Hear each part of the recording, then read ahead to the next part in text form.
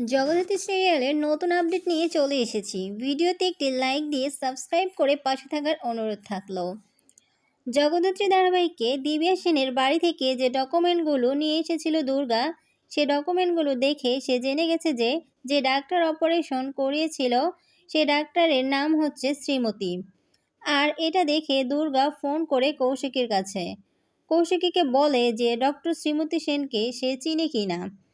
তখন কৌশিকী বলে যে না, ডক্টর শ্রীমতী সেনকে সে চিনে না।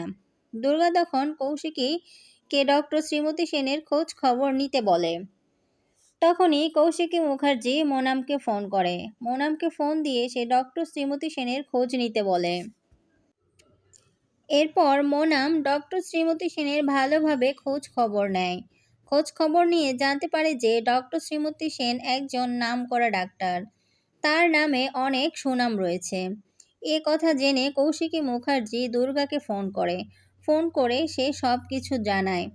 তখন দুর্গা বলে, কি বলিস, উনি এত বড় মাপের ডাক্তার, তাহলে আমার মায়ের কি চিকিৎসা করালো যে আমার মা সুস্থ হলো না, আমার মা উল্টো আরও অসুস্থ হয়ে পড়ে থাকলো।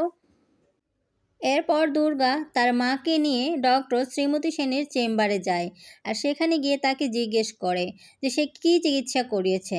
তখন ডক্টর শ্রীমতী সেন বলে যে তাকে সে চিকিৎসা করেনি, তাকে অন্য একজন ডক্টর দিয়ে চিকিৎসা করানো হয়েছে আর জগদ্ধাত্রী সেনকে পাগল বানিয়ে রাখা হয়েছে। এখন তারা যদি চায় তারা জগদ্ধাত্রী সেনের চিকিৎসা করাতে পারে। আর শ্রীমতী সেন যে সংকল্পের মা এটাও জেনে গেছে কৌশিকী মুখার্জি। তো দর্শক, কী হতে চলেছে আগামী পর্বে জানতে হলে চ্যানেলটিতে চোখ রাখুন আর লাইক, কমেন্ট, সাবস্ক্রাইব করে পাশে থাকা বেল আইকনটিকে বাজিয়ে দিতে ভুলবেন না।